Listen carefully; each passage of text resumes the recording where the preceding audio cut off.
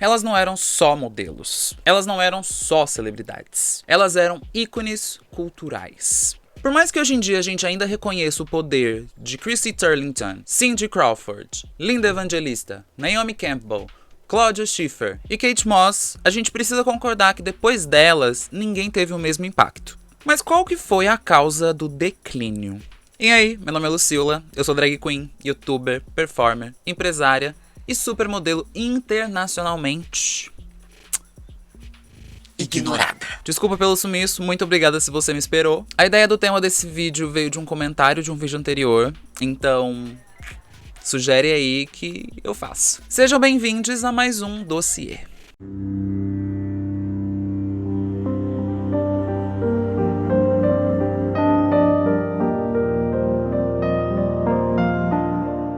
No final dos anos 80, o mundo conheceu o poder das supermodelos. Elas estavam em todas as capas de revistas, todos os outdoors, na TV, no cinema, em revistas de fofoca, no Choquei. Em pouco tempo, 5 mulheres, que depois virou 6, transformaram a profissão de modelo em algo sem precedentes. Lembra aquela sua amiga da escola que sonhava em ser modelo? Aí ela caiu num golpe de agência e pagou 2 mil num book que nem viu a luz do dia? Com certeza ela foi impactada pelo legado das supermodelos e o sonho de ser uma delas. Todo esse hype não durou muito tempo, mas como que foi a ascensão e, inevitavelmente, a queda? Fica aí que eu te conto desde o começo.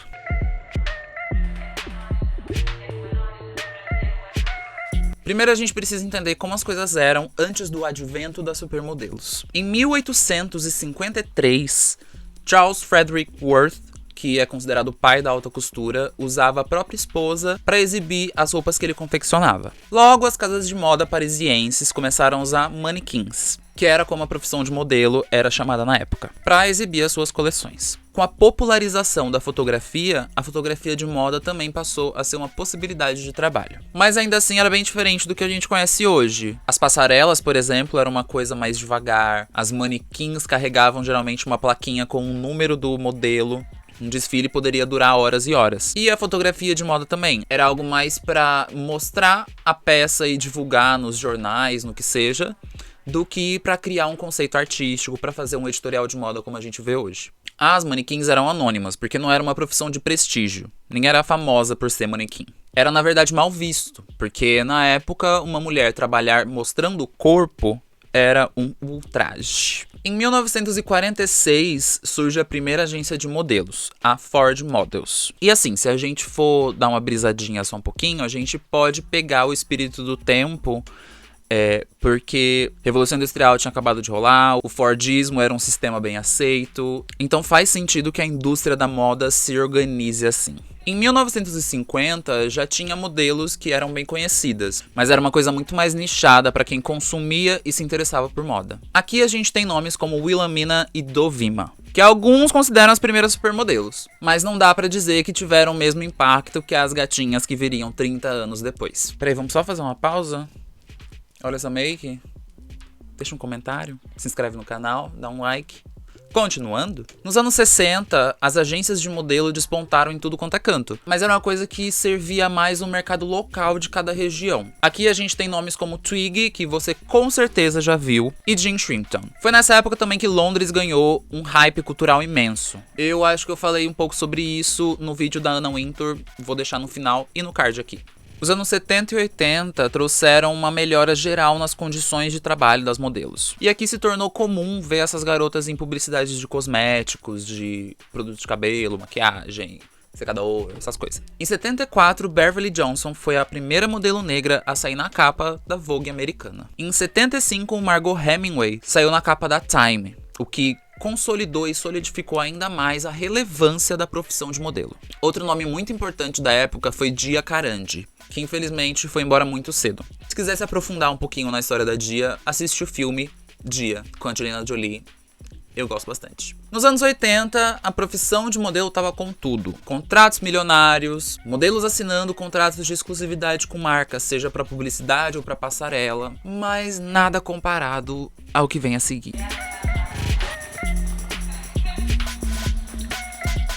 No final dos anos 80, o termo supermodelo se popularizou quando modelos furaram a bolha e ganharam status de celebridade. Elas conciliavam as capas das revistas de moda com colunas de fofoca, talk shows, programas de TV e até pontas no cinema. No começo havia a trindade: Naomi Campbell, Linda Evangelista e Christy Turlington. Vamos conhecer um pouquinho a história de cada uma? Naomi nasceu em Londres em 1970. A mãe era bailarina e ela aparentemente nunca conheceu o pai. A mãe é jamaicana e o pai é chinês. E isso é importante saber porque foi exatamente isso que deu a ela uma beleza tão inconvencional, só uma palavra?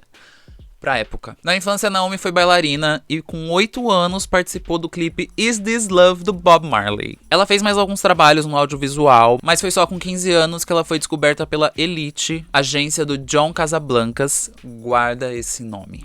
Pois no aniversário de 16 anos ela já tava na capa da Elle Britânica. Gente, então, kkk, não. Primeira capa da Naomi foi a revista Taxi, que já foi com Deus. Ela só vai fazer Elle em 92, mas em 88 ela faz a Vogue italiana e francesa. Nos anos seguintes, Naomi desfilou para as maiores marcas da época: Gianni Versace, Azedina Laya, Isaac Mizrahi, e posou para os maiores fotógrafos de moda da época: Peter Lindbergh, Bruce Weber e Herb Ritts. A carreira da Naomi teve uma ascensão meteórica, mas não foi blindada de polêmicas. Daqui a pouco a gente fala sobre isso. Linda Evangelista nasceu no Canadá em 1965. Os pais eram imigrantes italianos. Aos 12 anos de idade, ela já sabia que queria ser modelo. Ela até fazia um curso de etiqueta. Quando adolescente, a Linda Evangelista participou de um concurso de beleza. Ela não ganhou, mas chamou a atenção da Elite, a agência. Com 16 anos, ela foi passar um tempo trabalhando no Japão, mas a experiência não foi muito boa. Porque no primeiro trabalho dela, pediram pra ela posar nua. Inclusive, é teoria minha, mas eu acho que Meninas Malvadas, Regina George, ela faz comercial de carros no Japão. Isso é por causa da Linda Evangelista. Não me pergunte por quê. Essa parte da teoria não é fato. Vamos voltar pros fatos. Pois ela volta pro Canadá, fica 2 anos parada, até que decide retomar. Depois ela se muda pra Nova York, onde ela conhece o John Casablancas, dono da Elite, e logo depois se muda pra Paris. É aí que a carreira dela começa a deslanchar, e com 19 anos, em 1984, ela faz a primeira capa dela pra L'Officiel. Depois disso foi capa atrás de capa em tudo quanto é revista. Ao todo ela fez mais de 700 capas de revista. Isso sem contar editorial, anúncios, passarela. A gatinha trabalhou. Em 85 ela começa a trabalhar com o Karl Lagerfeld, da Chanel. Tem vídeo dele também aqui, tá no card. O bafo é que ela virou a musa dele. Ela faz a transição de editorial pra passarela e também se torna musa de Gianni Versace. Depois ela conhece o fotógrafo Steven Meisel e adivinha? Vira musa também dele. Linda Evangelista trabalhou com praticamente todo mundo e virou musa de praticamente todo mundo. Ela demorou um pouquinho, mas quando a fama chegou, foi de uma vez só. Temos polêmicas? Temos sim, mas a gente vai falar sobre isso daqui a pouquinho. Christy nasceu na Califórnia em 1969. O pai era piloto e a mãe era moça. Ela foi descoberta por um fotógrafo enquanto praticava hipismo. Com 14 anos, ela começa a fazer seus primeiros trabalhos como modelo e assina com a Ford logo depois. Com 17 anos, ela aparece na capa do álbum Notorious, do Duran Duran, e no clipe da música de mesmo nome. Aos 18, ela se muda para Nova York e vira modelo em tempo integral. Em 89, ela faz a campanha do perfume Eternity, da Calvin Klein, que foi o que consolidou ela como uma supermodelo. No começo dos anos 90, mais 2 gatinhas começaram a ter o mesmo nível de relevância e foram adicionadas à antiga trindade, que se tornou Big Five. Isso foi consolidado nessa capa da Vogue britânica de 1990, com a adição de Cindy Crawford e Tatiana Patitz. Cindy Crawford nasceu nos Estados Unidos em 1966. Na adolescência, ela recebeu uma ligação de uma loja que estava procurando uma modelo, mas na verdade era um trote. Só que no ano seguinte, outra loja entrou em contato com ela e dessa vez era verdade. Ela é contratada como modelo junto com colegas da escola dela. No ensino médio, um fotógrafo pediu para fotografar ela para uma revista local e assim nasce a primeira capa de Cindy Crawford. Ela entra para uma agência, mas pouco tempo depois a agência é vendida para a Elite. Aparentemente a Elite não mantém o casting. Em 83 ela participa de um concurso da Elite e vai até as finais nacionais. Em 84, ela se forma no ensino médio e recebe uma bolsa para estudar engenharia química na Northwestern University. Mas depois de um semestre, ela tranca para correr atrás da carreira de modelo. Ela se muda para Chicago e em 86 para Nova York, onde assina com a Elite. Depois disso, as coisas deslancham tão rápido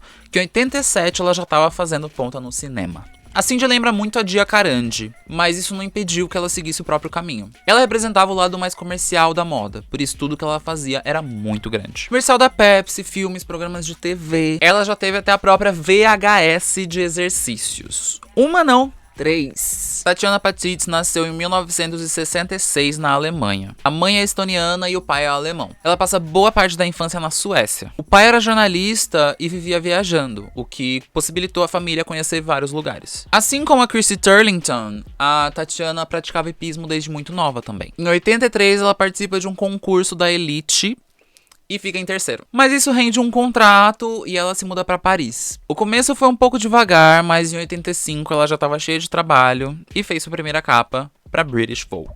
Ela começa a trabalhar com Peter Lindbergh e constrói uma relação de trabalho longeva. Em dezembro do mesmo ano, ela já estava em Nova York e faz uma foto com Irving Penn para Vogue, que se torna uma das fotos mais importantes da história da revista. Depois disso, foi só subida. Era difícil não encontrar ela em pelo menos uma página das revistas. Isso quando não estava na capa, porque ela foi capa da Vogue 2 vezes consecutivas. Isso é muito raro. Tatiana era queridinha dos fotógrafos, editores de moda e designers, porque ela não saía das passarelas. Só que a carreira da Tatiana dá uma desacelerada, por opção dela. Então ela passa pouco tempo, de fato, com o status de supermodelo no imaginário popular. E no lugar dela entra Claudia Schiffer. Claudia Schiffer também é alemã, ela nasceu em 1970. Ela é de uma cidade bem pequenininha que eu não vou me atrever a falar o nome, mas tá passando aqui pra curiosidade de vocês. O pai é advogado e ela queria seguir a mesma carreira, tanto que na adolescência ela trabalha com ele. Ela é descoberta com 17 anos numa balada em Düsseldorf, por Michael Levaton, CEO e fundador da Metropolitan Models. Ela assina com a Metropolitan, se muda pra Paris e já faz uma capa pra Elle. Em 89, ela estrela a campanha da Guess. Paul Marciano, que é o cofundador da Guess,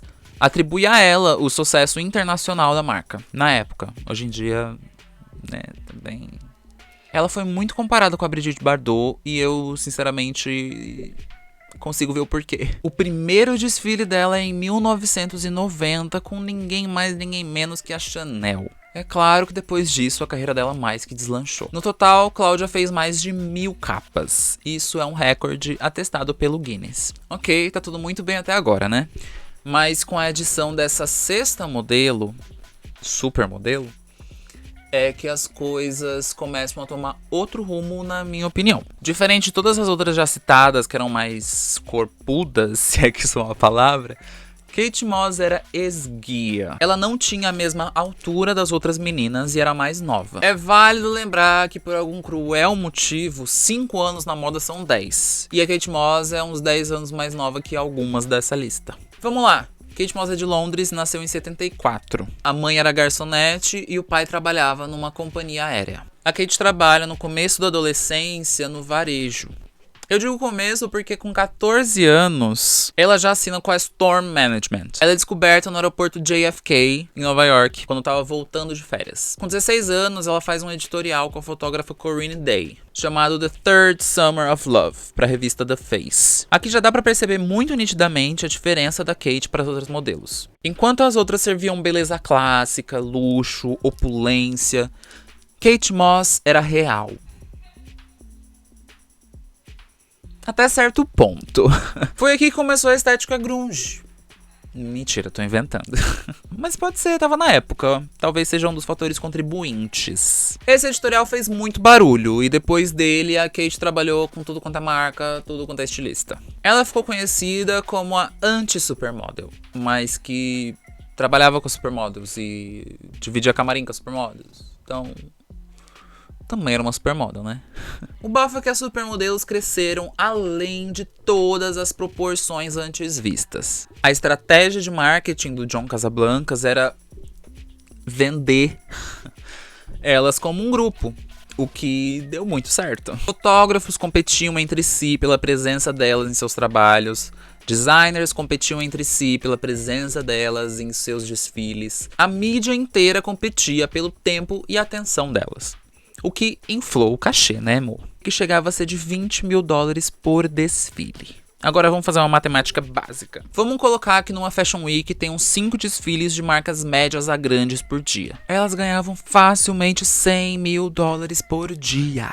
Adiciona isso o trabalho comercial, que é comercial de carro, de shampoo, de banco, daquele lá da Isa, Cindy Crawford na Pepsi e lá vai. Mais pontas no cinema e na TV, mais programas de TV como que a Cindy Crawford teve na MTV, mais fita VHS de exercício como a Cindy Crawford também fez. Total. Dinheiro pra cá. Mas nada dura pra sempre e uma hora a era de ouro das supermodels virou plástico.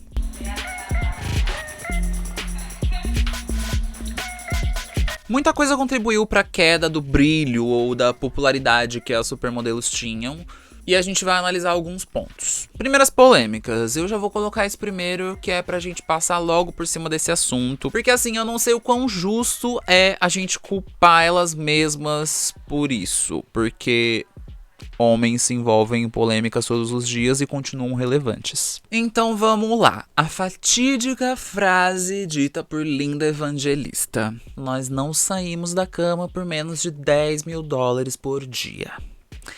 Isso fedeu.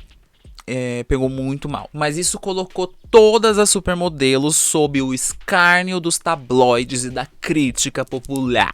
Naomi e Kate Moss tiveram sérios problemas com substâncias e escândalos íntimos, igual o álbum da cantora brasileira, ela mesma. Especula-se que elas eram difíceis de trabalhar. Elas faltavam, elas davam chilique, elas faziam exigências absurdas de camarim. Mas até aí, quantos machos cantor sertanejo não faz a mesma coisa? Vamos lá. 11 de setembro. Quê? Não tô maluca. Calma, eu vou explicar. 11 de setembro de 2001 aconteceu o bafo das Torres Gêmeas. O que acontece é que no mesmo dia aconteceria a New York Fashion Week, que teve que ser cancelado, o que acarretou nas coleções não serem vendidas e as modelos pagarem o pato econômico. Depois do 11 de setembro, é noticiado que o cachê das modelos caiu pela metade. Mas aliado a isso, as marcas, revistas e fotógrafos cansaram de disputar por elas e deixar elas meio de escanteio, sabe? Enquanto celebridades de outros nichos, especulo eu, deslumbradas com o poder que essas mulheres tinham, se interessaram mais pela publicidade, que no caso de atores era algo que não era muito bem visto, porque eles acreditavam que diminuía o trabalho do ator. Mas olha só, uma teoria minha é que as supermodelos elas representavam luxo, opulência, glamour e finesse e não sei o que. Depois do 11 de setembro, o entretenimento no geral ficou mais leve, vocês não concordam? Uma coisa mais quiet luxury. Tanto que as comédias românticas tiveram seu auge nos anos 2000. Vê como não combina com o espírito do tempo? E é claro, se nos Estados Unidos elas não estão mais em alta, no mundo inteiro elas não estão mais em alta também. Mas me conta aí nos comentários se você acha que essa teoria faz sentido. As supermodelos vão perdendo espaço pouco a pouco. Os designers começam a chamar mais new faces para os desfiles em vez delas, que também, por sua vez, perdiam cada vez mais a opulência. As marcas confiavam cada vez mais suas publicidades a atores e músicos, e eles, por sua vez, também estavam cada vez mais interessados nesses trabalhos. A Vogue americana colocava cada vez menos modelos e cada vez mais atrizes e celebridades de outros nichos nas capas. Tem uma teoria da conspiração que os grandes players do mundo da moda se juntou e falou assim: a gente não vai mais dar poder a um grupo de mulheres como a gente fez com essas gatinhas. Mas eu não sei se eu acredito, eu acho que talvez as coisas foram simplesmente acontecendo, mas conta aí nos comentários o que você acha. O que a gente pode dizer de fato é que o mundo mudou em 10 anos. As pessoas sempre buscam identificação no entretenimento que consomem. E com 6 mulheres que representavam estereótipos inalcançáveis de beleza, fica bem difícil. Depois delas, muitas outras modelos foram bem-sucedidas. Com destaque a nossa Gisele, que tem o título de Ubermodel, que significa em tradução livre a maior de todas, mas ninguém nunca chegou ao nível de exposição midiática das supermodels. Eu não tô arrasando com a Gisele, eu tô falando de exposição midiática. Presta atenção. Ícones ou divas à la Mariah Carey de insuportabilidade? Você que decide. Só lembra de me contar aí nos comentários. Gente, muito obrigada pra quem assistiu até aqui. Muito obrigada se você aguardou o meu retorno. Como eu disse no começo, esse vídeo surgiu de um comentário que foi deixado em um vídeo. Muito obrigada por você que comentou. Se tiver algum tema que vocês quiserem que eu fale, fica à vontade para deixar aí nos comentários. E até a próxima.